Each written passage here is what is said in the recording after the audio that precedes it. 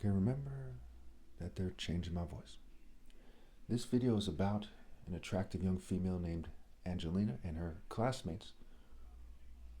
And it's not about the protests that they're doing, but by all means, they should stop deportations and we should scramble to pinpoint the answer instead of, society playing the stupid political game while I'm trying to reason with them and they're not listening. But this video is about why I was shunned in the 90s, for example, in San Jose, in the San Jose area. San Jose, Morgan Hill, Gilroy, Santa Clara to some degree factors in, Sunnyvale, what have you.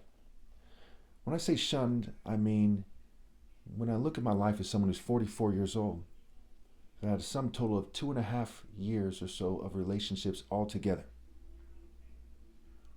The government planted people in my life, believe it or not, to kind of reject me and to argue, or to start dating me initially, right? And then to kind of reject the idea of continuing dating with me, dating me for what you might call white social norms, fanatic American social norms, white Jew and LGBT supremacy, what have you. And a lot of the Jewish supremacy back then was more subtle, was more behind the scenes, and it was crypto Jews were less expressed here and there. Now, I'm not trying to bash any race in this video. I'm running out of time, so let me just kick the ballistics here. I can easily prove everything I'm saying in this video. So, back in, say, 97, the end of 97, 98, when I was 16, there were females that were more mature than these females in high school these days, right? Whatever they are, right? Generation this, that, and the other thing. And they slice the generations differently, mind you.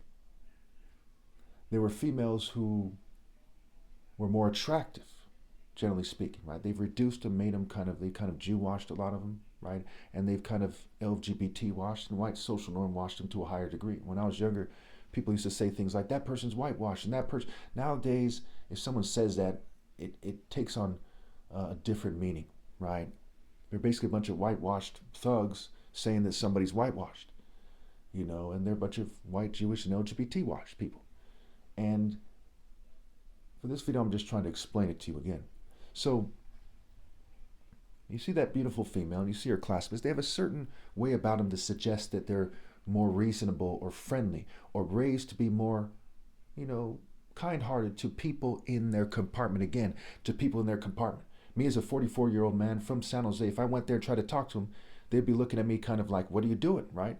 That you're not supposed to do that, even though I would be questioning them about things that have to do with politics or so on and so forth. Almost certainly wouldn't be trying to talk to them, right? And trying to date them or something, but I'd be talking to them about very serious issues that have implications on who dates who.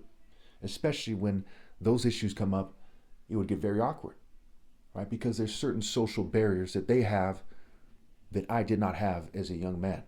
If an attractive older female who's 44 came up to talk to me, I would be all ears, especially if she wanted to date me. So what are the differences here? Well, I look at things in terms of universal pinpoint and moral precision. I judge people by the content of their character. They look at it in terms of playing the game and the compartment that they're in, and they're lukewarm at best. They're not on fire for God in a way that is good. The Lord thy God is a consuming fire, is what it says in Hebrews. In Psalms, it says the Lord thy God is a sun and shield. But the way they see things is relative to the compartment and other races as well, right? One of the most kind of fair races in a sense when it comes to dating other people, but for the wrong reasons, probably Filipinos, right? But it's because of their exact role in the New World Order. Every race has its role. So we're going to have to make a part 3 to this series about this protest here, and maybe a part 4 where we talk about the protest some more and its implications.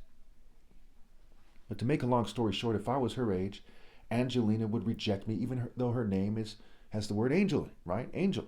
Angelina. Angel in alpha. But she would reject the moral alpha. Why? Why would she reject Jesus? The point of reference to understand if things are fair or not, you say, that person's Jesus. If they reject him, then something's wrong with that society. They shun him, then something's wrong with that society. So we'll get into that in the next part.